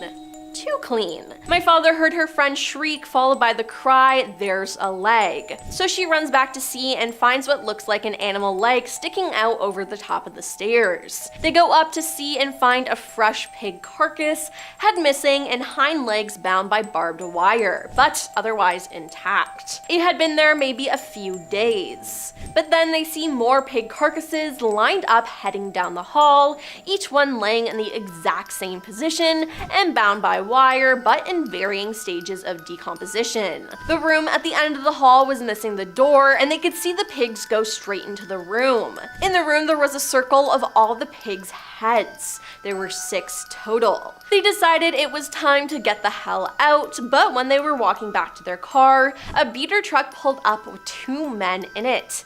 They just stared at my professor and her friend, who tried to explain why they were there and apologize. She said after several minutes, the driver said, "Ain't no problem," and gave her a really creepy smile, then backed out of the driveway. Now, they relayed what they saw to their head professor when they got back into town, who then informed the local authorities. Cops took an hour to get out there, but said they didn't find anything but maybe some stains, but that the women had probably stumbled upon the local Satanist they'd been having problems with. Honestly, those 2 women are lucky that nothing happened to them. Number 3. The Voice. This explorer said, "I live in Scotland and read about the legend of Swanee Bean. History says his family lived in a cave and ended the lives of those unfortunate enough who passed by unaccompanied. Once dead, they would rob them and eat their bodies. This went on for over 20 years, so they acquired quite a reputation. Living not so far from the caves, I decided to visit. I found where the cave was, and it is the most beautiful place but completely silent, except for the waves rolling onto the beach. I walked into the cave and looked around. Everything was cool. 10 minutes or so after being there, I decided to leave and walked out. I left the cave, but I had walked about 6 feet when I heard a woman's voice. It wasn't a whisper or indistinct, but a plain woman's voice from behind me. All it said was, "Help me." I turned expecting someone to be there, but saw nothing. I walked back the way I had come from the calling out and asking who it was, but got no answer. I'd spent about 5 minutes looking and was getting ready to leave when I heard "Help me" again coming from the cave. I spent about 20 minutes more searching, but I found nothing. What I heard was real, and I cannot explain it. Number 2, the dripping noise. This user said, "I went to an abandoned old hall ballroom building with my friends. We went there fairly often over the years, always checking out some other areas of the building. One thing I remember about that building was that eventually we would always start to hear something like a leaky faucet dripping water into a basin. But the thing was, the sound was never there when we entered the place. It always started after we had been there for a while, sometimes 10 minutes, sometimes 40, sometimes 90, but eventually the leaky faucet sound would be heard throughout the building. It usually started off slowly and then increased in speed. Now, we were totally immersed in the location and so freaked out by this dripping that we would leave as soon as it became louder and more obnoxious. At one point, we found a lonesome wash basin in one of the hallways, and it was dripping indeed. We thought we had found the perpetrator. We pulled a balloon over the faucet so the dripping would leave us alone for the day. The thing is, about 5 minutes after we did that and had continued on to another part of the place, the dripping started again. Freaked out, as usual, we left. And coming in at number 1 is Chainsaw Clown. This user said, one night we headed through tunnels and we saw some creepy graffiti, including an ornate piece that said hell with an arrow pointing down a corridor. Our group of about 10 said let's go to hell, and we went down. The graffiti got more and more horror show-like as we traveled, and sometime later we turned a corner. I'm towards the back of the group, so some of this is secondhand, but I heard my buddy Ken yell, "Holy sh!" and the crowd starts surging back towards me, and I hear a chainsaw starting and revving.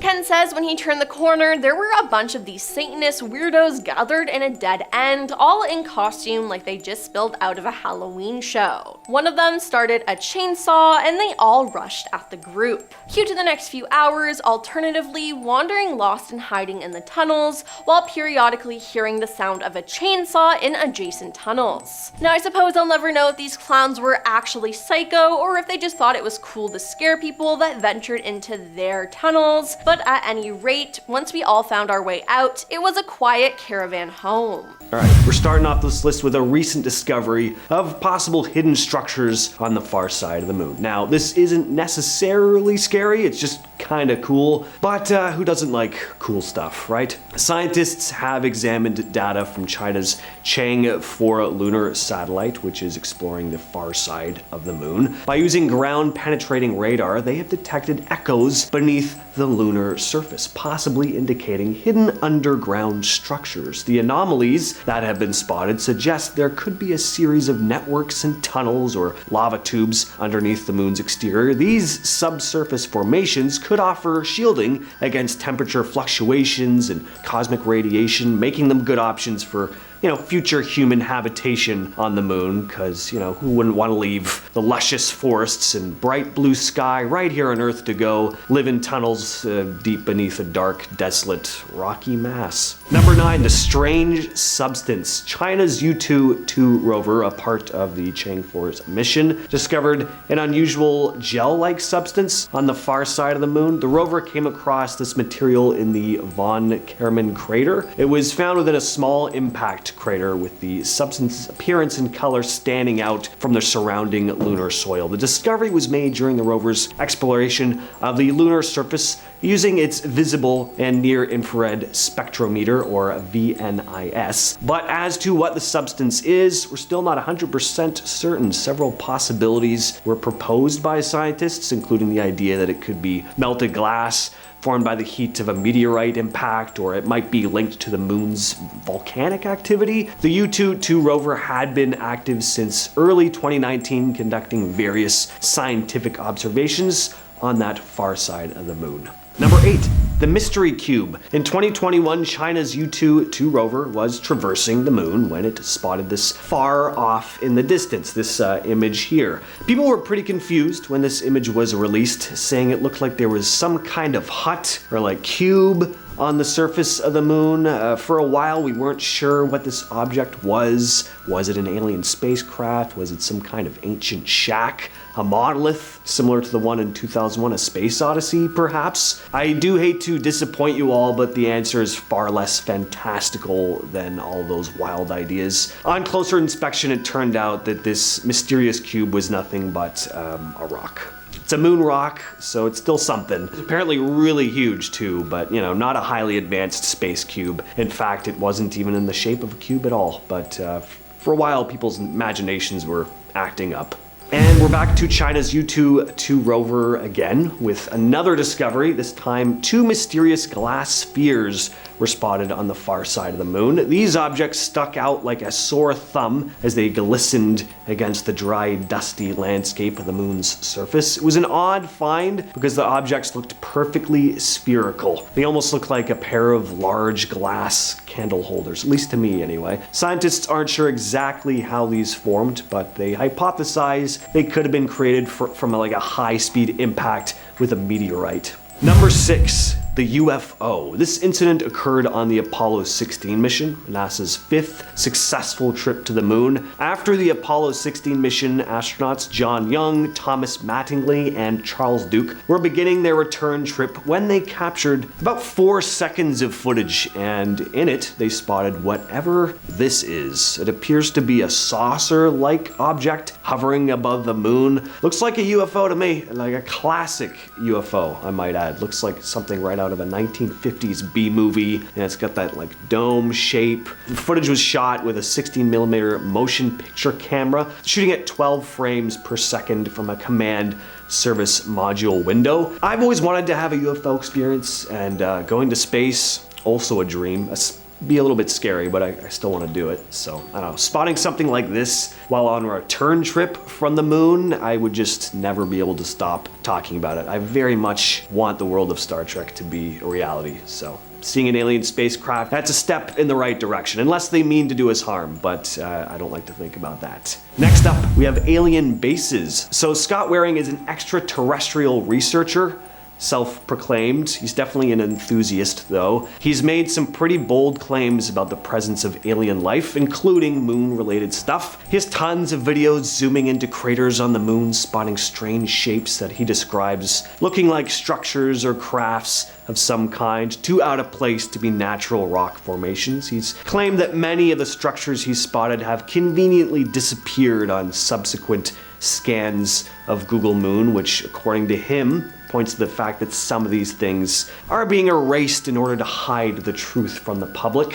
One of his finds is this strange shape here though, found on the far side of the moon in the Zeeman crater. Certainly an interesting formation. It looks to be perfectly rectangular, almost like it could be an entrance to some sort of underground base, which is exactly what he and other conspiracy theorists believe it to be. What do you think though? Is this just a natural formation, a case of paranoia, or could this actually be some sort of alien or man-made structure? Pareidolia, by the way. Is it a case of pareidolia, not paranoia?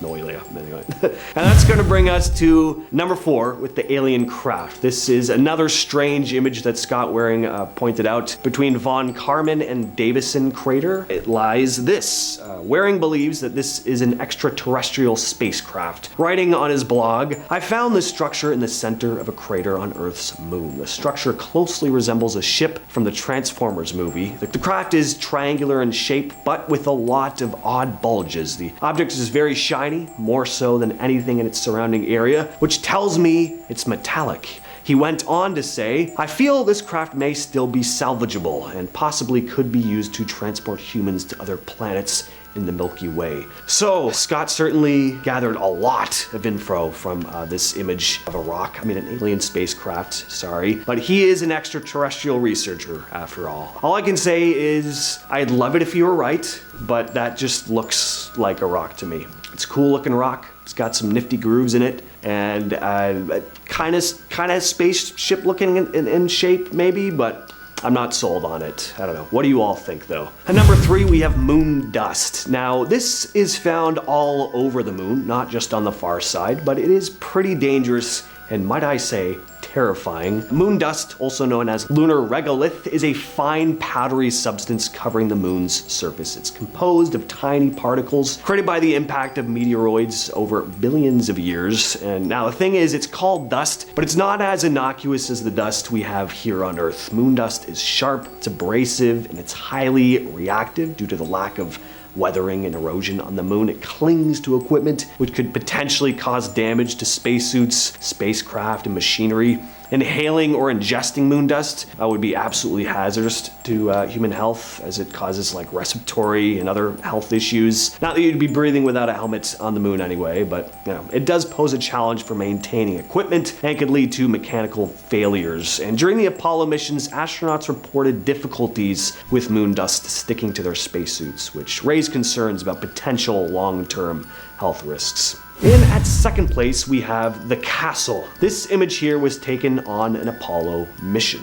Gotta say, pretty weird. Now, just like with a lot of other stuff on this list, this could just be a case of pareidolia, but it really does look like some sort of structure. There appear to be 3 support columns holding up some kind of tower. Another interesting part about this thing is that it's much brighter than the surrounding area, although that could just be a trick of the lights. I really try not to let my imagination get too out of control looking at stuff like this, because I just really want there to be definitive proof of alien life, but I think it's important to keep a level head and look at this stuff objectively. So I'm just throwing it out there to you guys, to see what you all think. Once again, what are your thoughts on this? That's what the comments are for. And coming in at number 1, we have Transient Lunar Phenomenon. Transient Lunar Phenomenon, or TLP for short, are unexplained and temporary changes observed on the surface of the moon. The strange phenomena has intrigued astronomers for centuries. One common TLP involves the sudden appearance of glowing or colored patches on the moon, which can last for minutes or even hours before fading away. Scientists have proposed a number of theories to explain these weird glowing shapes, but none have been fully confirmed. One hypothesis suggests that outgassing, the release of gas from beneath the moon's surface, might be responsible. This gas could escape because of geological activity or meteorite impacts. The energy released from the impact of a meteorite could create a temporary glow or eject material that reflects sunlight. But this theory doesn't account for the duration and the varied nature of TLP. And some TLP reports date back to the 18th century, and they're hard to study because they're so unpredictable. We don't really just know when it's going to flare up. Astronomers are using advanced technology to try and document and explain what's going on here, but at this point, we still don't know. And we're starting things off with the Baltic Sea UFO. In 2011, the Swedish deep sea diving team Ocean X picked up a strange sonar image while searching for a shipwreck on the floor of the northern Baltic Sea. This is the image here. A lot of people think it looks a bit like the Millennium Falcon. Totally agree. When the image got out, though, all kinds of tabloid newspapers started having a field day with it, saying the object looked like some form of technology, like a UFO, for example, or remnants of some kind of ancient civilization. The object has been described as approximately 60 meters in diameter, resting at a depth of around 85 to 90 meters. Now, while everyone was having fun imagining what kind of fantastical ancient underwater city could have existed or what alien species could have crash landed their ships, scientists looked at the image and were like, looks like it's most likely a natural formation, so that kind of sucks. But the UFO thing hasn't been totally ruled out, so that means it's a UFO, right? Next up we have eddies, which are basically the black holes of the ocean. Eddies are basically circular currents, sort of like a whirlpool, that form within the larger ocean currents. Eddies can be small or big, and when I say big, I mean some of these things can actually be seen from space, which is terrifying. Now, there's not as much mystery surrounding eddies as there is with actual black holes in space. Pretty obvious where you end up if you're dragged into one of these massive sized whirlpools, but arguably scarier too, because with a black hole, at least you can hope you'd end up in some new fantastical part of space. With eddies, you just drown. And that's the other horrifying thing about these massive sized ones. Nothing can escape, just like a black hole. Anything caught up in it gets sucked in. And if you're thinking you can just wait it out, well, maybe you can, but some of these whirlpools can last for hours, days, or in some cases even years. So good luck. Number 8, the Cuban underwater city. The discovery of the Cuban underwater city was made by a Canadian company named Advanced Digital Communications, or ADC, in 2001, using advanced sonar technology. The company identified a series of geometrical structures lying about 650 meters deep off the coast of Cuba. These structures looked to be symmetrical and arranged in a grid-like pattern, almost like the layout of a city. The team returned to the site a second time with a remote underwater vehicle which was able to retrieve more sonar images which were interpreted to be various structures which didn't seem like natural formations. Some suggested this was the remnants of a lost civilization maybe, or an ancient city submerged by rising sea levels, but many marine archaeologists and geologists thought these seemingly man-made structures could also, once again, be natural formations, and given how long it would have taken for a possible ancient city to have sunk this deep, the timeline is just off. There were no known cultures able to build structures like pyramids that existed that long ago. There is still speculation till this day about this one though. And at number 7 we have the Portuguese Manoa. So this thing may look like a jellyfish, but not quite. This species of Siphonophora can be found in the Atlantic and Indian Ocean, and as cool as they look, they're very dangerous. Those tentacles can grow to about like 30, even sometimes 100 feet, and they pack a punch. They contain venom-filled stinging structures, which they use to paralyze their prey. Their sting is pretty excruciating, with some describing it feeling like being cauterized by a hot knife. Yikes. And although these things aren't typically lethal to humans, there have been some people who have died as a result. These things don't just cause pain, their sting has been known to cause fever, shock, and even mess with people's lung and heart activity. And even their detached tentacles have been known to still sting on occasion. Again, deaths for humans are rare, but smaller fish and crustaceans stand no chance against these things. But that's gonna bring us to number 6 with the lion's mane jellyfish, aka giant jellyfish. The lion's mane jellyfish is a big, scary bugger found in the Atlantic Ocean. Its tentacles can stretch out over 100 feet. Yeah, a giant creature that can sting you with tentacles longer than a blue whale. And those tentacles, again, are very lethal. They're armed with stinging cells that can cause extreme pain to anyone unlucky enough to get too close. They've been known to sting swimmers and even cause breathing problems if the venom gets into the air. And the lion's mane jellyfish comes in different colors. Some of them are kind of orange, a little bit red. They got big bell-like bodies that can be over 8 feet wide. And these jellies mostly hang out in colder waters where they can drift along with the currents, giving folks a surprise if they swim to one. Number 5, the Great Blue Hole. The Great Blue Hole is a renowned underwater sinkhole situated off the coast of Belize in the Caribbean Sea. It has a circular shape with a diameter of approximately 1,000 feet or 300 meters and a depth of around 410 feet or 125 meters. Formed during past ice ages when lower sea levels caused the collapse of a cave system. It's a pretty amazing sight too, because it has this very distinct deep blue color that really contrasts with the surrounding shallow waters. It's kind of freaky,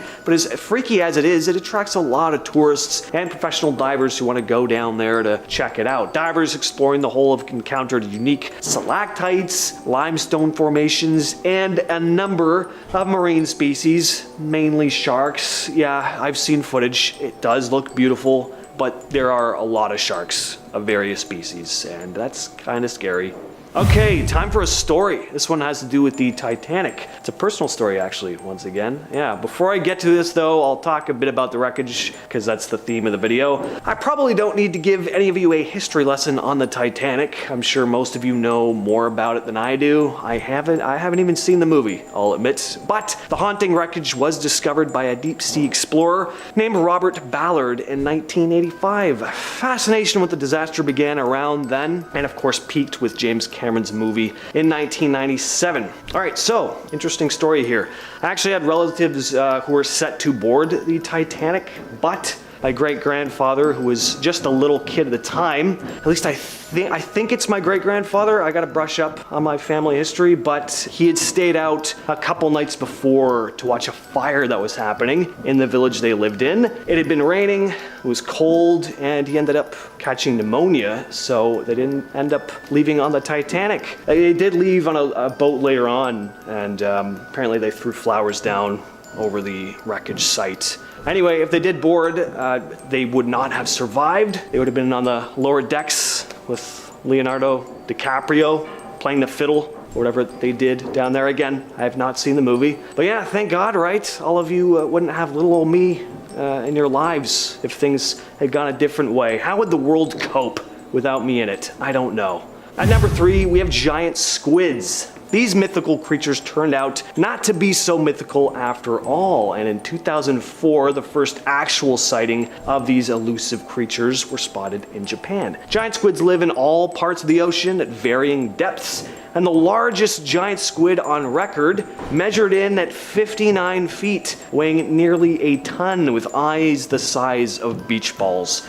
59 feet. That's about the height of the life-size Gundam that was built in Japan. Like, take a look at this image. Yeah, that tall. Look at how it towers over the people. Now replace the Gundam with a freaking squid. That is nightmarish. That's a real-life Kraken. The Kraken is not fictional. And I'm willing to bet that in ancient times there were even more of these giant beasts swimming around out there.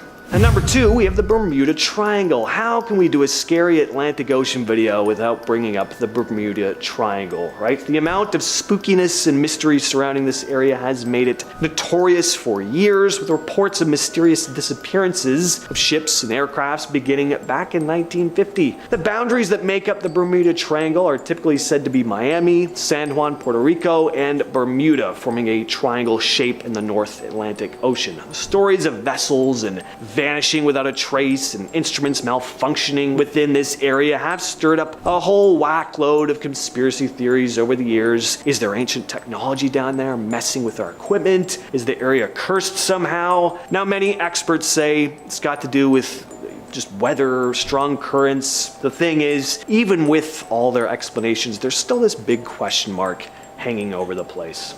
And coming in at number 1 is the Antikythera mechanism. The Antikythera mechanism is an ancient Greek device retrieved from a shipwreck in 1901 near the island of Antikythera. It's a complex mechanical calculator dating back to around 100 BCE. The mechanism has gears and dials, so it was probably used to track astronomical positions or predict celestial events like eclipses and planetary motions, and researchers believe it might have been used as a tool for teaching astronomy, perhaps. It's made of bronze and consists of around 30 gears with inscriptions describing the functions of the various parts. It's often referred to as the first analog computer ever discovered. It was pretty incredible because it shows a level of technological knowledge that we just did not know existed at the time, and there's still a lot of mystery surrounding it. The purpose of the device is still mostly unknown till this day. We could just kind of speculate what it was used for. First up in our number 10 spot is the Kraken. The subject of many a superstitious sailor, this creature originated from Scandinavian folklore and is depicted as an aggressive, cephalopod-like creature capable of destroying entire ships and dragging sailors to their doom. Legends say the creature could devour a whole ship and its crew in its entirety, and if that didn't work, it would swim round the ship in circles to create a whirlpool, sucking the ship down into the deep, dark depths of the sea. Though it seems like a death sentence, many sailors would take the risk and approach the beast, as it said huge schools of fish would surround the creature, and I guess they just wanted to take their chances. And now, one Reddit user, Brave and Butter, believes they saw one on Google Earth. Their post explains that they are sure they're not the first to find this, but it seems to be some sort of Kraken. The spot in question is near a place called Deception Island in the Antarctic region. A little ironic, I know. And they theorize that the dark spot on the bottom left is actually the giant squid-like creature from a sailor's nightmares. I mean, to be fair, we do know of actual giant cephalopods that have been caught, though not the size told in the tales of the Kraken, but could the age-old folklore creature actually be real? We may never know. Next up at number 9, Nagoro. A teeny little rural village in the Aya Valley region of Japan. What makes this seemingly cute and quaint town a mysterious and creepy one is that it is famous for being filled with upwards of 350 life-sized dolls. Now, I don't know about you, but there are few things I find more terrifying than a creepy doll, and it's only made creepier when you find out that the entire village is only made up of about 27 residents. Apparently in the early 2000s, Sukumi Ayano, who'd moved away from the area when she was young, moved back once her father fell ill, and as a gift for him, she made her first doll in his likeness and placed it in a field. Since that day, she has made more than 400. 500. But she isn't alone in this endeavor. Inspired by the initial doll for her father, many residents in the village followed in her footsteps and began making their own life-size dolls in their likeness or for their loved ones. And soon enough, even the school was joining in on the trend. Sadly, the school closed in 2012 due to the decreasing population. However, the dolls remain scattered across the village, growing in numbers as the years go by. Now, I mean, this is more strange in the sense of like, just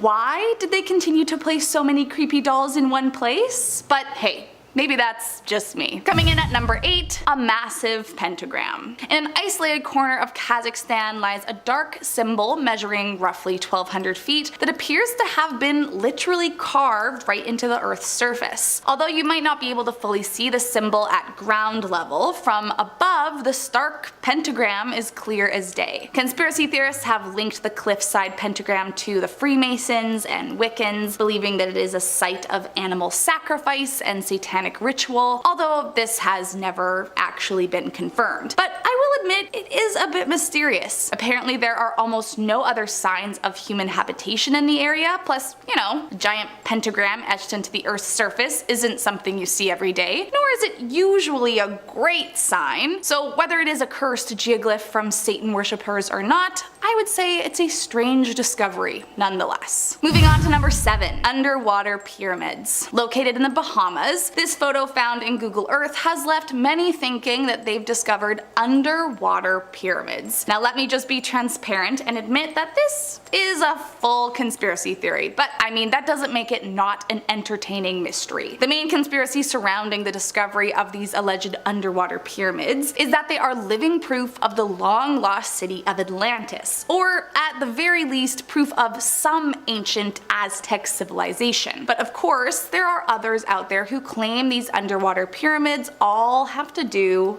with aliens. This mysterious structure is estimated to measure between 3.5 to 11 miles across based on the photos, although no one knows for sure as you can't get to the structure to see for yourself. If it is in fact a pyramid and the size that many believe it to be, it would be bigger than any pyramid ever built. But seeing as though no one can visit them, it might be a long while before we know if these pyramids prove any kind of extraterrestrial involvement on Earth. Moving on to number 6, UFO crash site. Whether you tend to believe in aliens or not, this one is pretty freaking wild. From what you can see on Google Earth, it appears that a flying saucer crashed in the plains of South Africa. And if you Google it today, you can still find it there. Now, a few things about this are unsettling. Around the UFO is a well-worn dirt path, which has led some to believe that aliens themselves could be hiding out there. Allegedly, no one has visited this location, and so I mean, how else would a dirt path have been formed if not by someone or something walking around the area? Plus, to top it all off, the top appears to be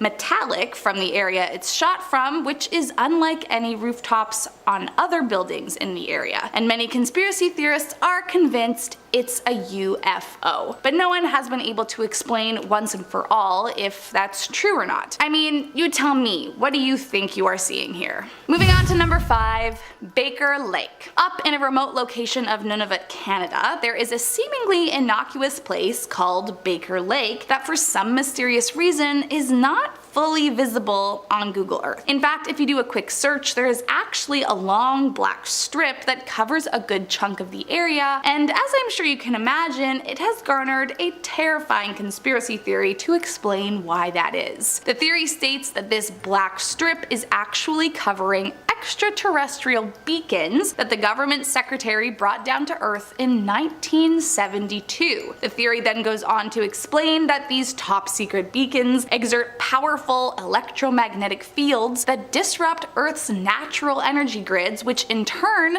have altered the weather and have been used to focus the Earth's energy in undisclosed ways. Further, there are some out there who propose that because these alleged beacons are stolen space property, it has caused a massive war with aliens, hence the uprising in alleged UFO sightings. Now, in reality, we have no concrete evidence to back any of that up, but it is still a strange discovery that has yet to be explained. Moving on to number 4. a strange figure. Discovered through Google Earth in France, a strange pseudo-human figure was spotted standing on a balcony, and there have been many people with many opinions about what it could really be. I mean, it sort of looked like a person, but with very thin limbs, a large head, and bulging white eyes, so naturally, the internet went into a frenzy declaring it was a monster, a gruesome statue, a mummy, and of course there were the believers that it was an alien.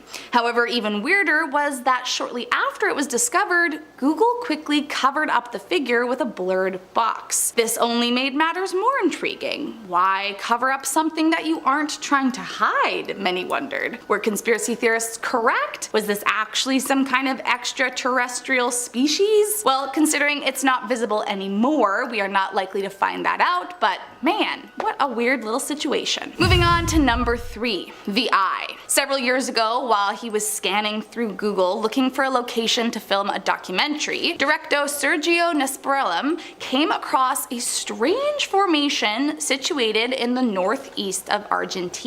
The formation in question was a fascinating island surrounded by water that had formed in a circular shape, hence the eye. But what was strange, or even unsettling, was that it was constantly moving and spinning around in circles. Now, while there are some scientific theories about why this is and how this strange little island was formed, truthfully none have been able to definitively answer what is at play. Which of course means that paranormal enthusiasts as well as alien theorists have put in their 2 cents claiming that some otherworldly entity is afoot. So until scientists are able to come up with a definitive explanation for how this was formed, why it floats, and what is going on, alien involvement is not off the table, at least according to some people. Coming in at number 2, Red Lake. First found in Baghdad, Iraq, Lago Vermelho in Sadr City is a lake that was normally a standard greenish blue color, but for a time in 2007 suddenly appeared as a bright blood red color on Google Earth, which created quite the stir across the internet. At first it seemed so out of the question that many believed it was just a glitch, but in reality the lake really was red and no one understood why. Theories of the mysterious sighting ranged from a chemical spill or a red algae bloom to a particularly gruesome rumor that slaughterhouses near the lake had dumped a large amount of animal blood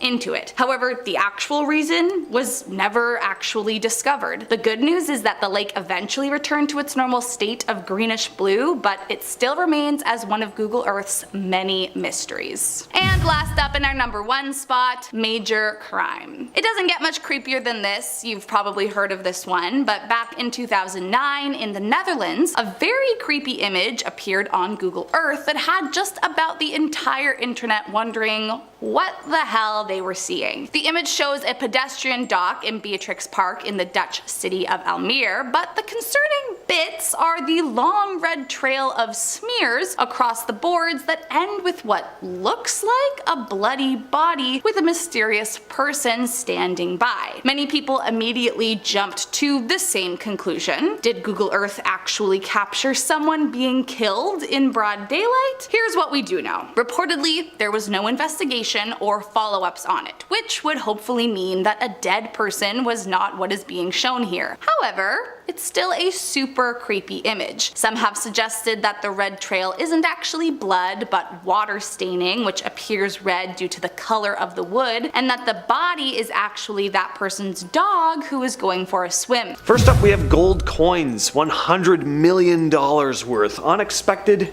but pleasantly welcomed. Back in 2014, a couple were walking down a path on their property that they had walked along plenty of times before, but this time they spotted something. It looked to be a rusty can sticking out of the dirt, so they decided to dig it up and see what was inside. Turned out to be filled with gold coins dating back to the late 1800s. Now, the face value of the coins was only about $27,000, but some individual coins were so rare that they could have gone for $1 million apiece. A couple were quoted at the time saying, "We want to help other people with some of the money. There are people in our community who are hungry and don't have enough to eat. We'll also donate to the arts and other overlooked causes." In a way, it has been good to have time between finding the coins and being able to sell them in order to prepare and adjust. It's given us an opportunity to think about how to give back. Now, at one point, the government had apparently stepped in and they're like, "Oh, well, actually, these coins may have been stolen years ago and they might belong to us." Luckily, that wasn't the case, but this is why if I found something like this, I would not be reporting it to the public. I'd head straight to the black market and never be heard from again. Even if the coins did belong to the government, I mean, do they really need them back? Is the country in such total chaos without them? Or can they just give people a break? Like, come on, I could go on about the government. Anyway, let's talk about more found money. Only this time it didn't end so well. In August of 2011, a 51-year-old Illinois resident named Wayne Sabaj picking broccoli in his backyard when he happened to discover $150,000 stashed in a nylon bag. Finding a stack of cash would be amazing for anybody, but this was especially exciting for him as he had been out of work for a couple years at this point. All the same though, he did the right thing and took the money to the authorities, where he was told that if nobody claimed it by the end of 2012, the money would be his. But someone did step forward, his neighbor, 87-year-old Dolores Johnson, who said she attempted to get rid of the money because, according to her, it was cursed. She would die just 5 months later though, and it was decided that a portion of the money would go to her daughter and the remainder to Sabaj. However, just 10 days before he would receive his bit of the money, Sabaj too sadly passed away.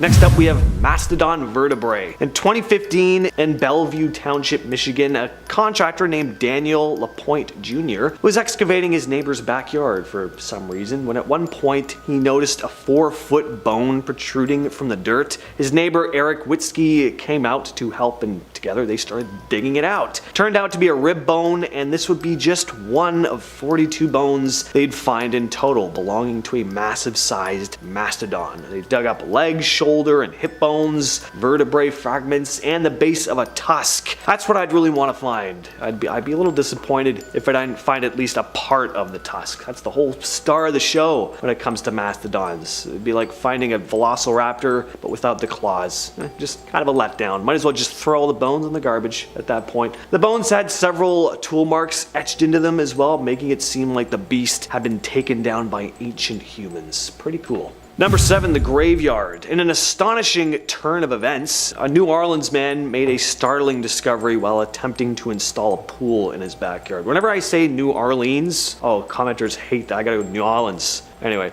The incident unfolded when the homeowner, Vincent Marcello, decided to dig up a section of his yard for the pool's construction. To his disbelief, he actually stumbled upon a historic cemetery buried beneath the surface. 13 caskets, each holding human remains, were unearthed during this unexpected incident. An investigation was promptly launched, and the area was cordoned off to preserve the integrity of the site. Archaeologists and cemetery preservationists were called in to assess the significance of this burial ground, and their analysis revealed that the cemetery dated back to the 1700s. In response to this remarkable find, the pool installation project was put on hold for a bit as the man's property was designated a protected historical site. Marcello wasn't even all that bothered by the whole thing. In fact, you could say he kind of dug it, saying it's all part of the New Orleans culture.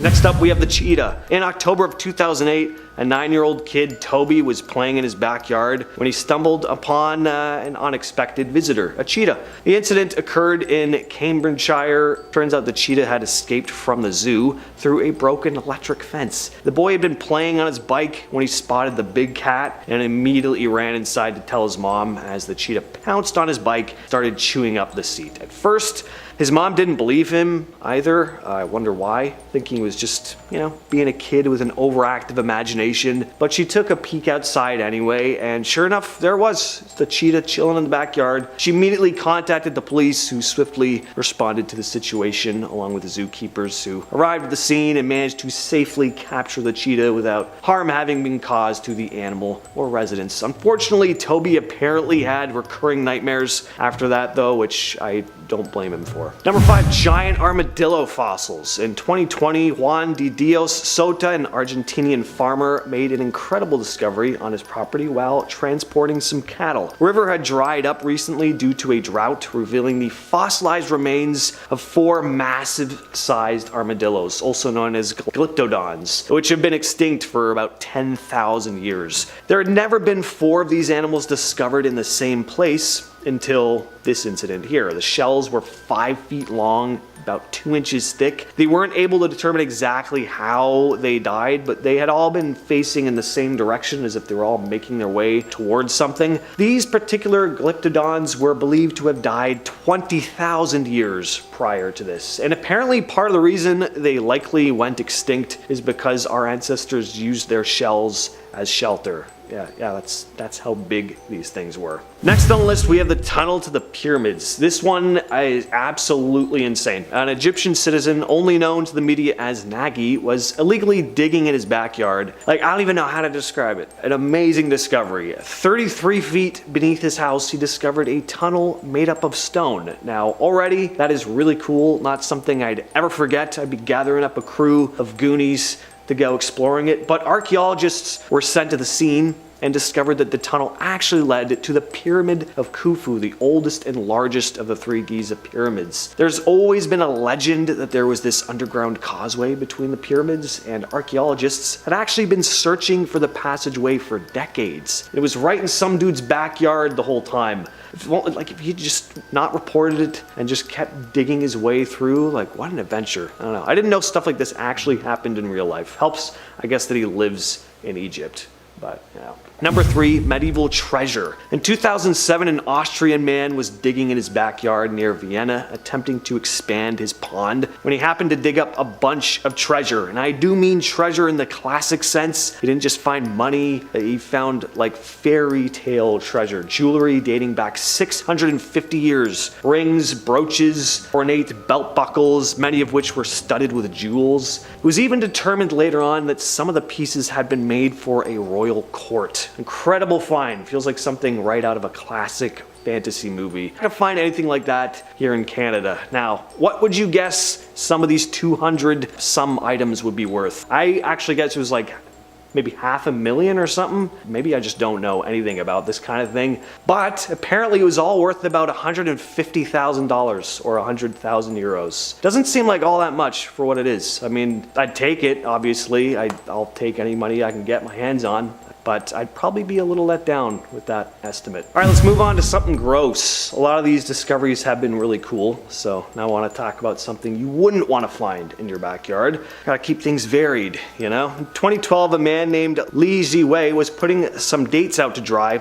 in his backyard when he described seeing what he thought was a snake by his fence. Got a little closer to it, and it turns out it was actually a massive-sized earthworm measuring about 19.5 inches. It's disgusting. Apparently he didn't think the same as me though, because he said he wanted to keep it. I don't know how I'd handle a situation myself, but I wouldn't want it anywhere near me. Honestly, I'd probably just set it on fire. Anyway, as to how it got so big, nobody really knows. It had obviously been eating really well though. Large bugs, mice, rats, small dogs, I don't know. Finally, we have the fallout shelter. In 2015, a man named John Sims had recently moved into his home in Tucson, Arizona, and had received a tip from the previous owner that there may have been a fallout shelter buried somewhere on the property, having been built somewhere around 1961. First, he just grabbed a shovel and started just aimlessly digging up parts of his backyard, but came up empty. He worried that maybe it was buried under a bricked-in corner of the yard or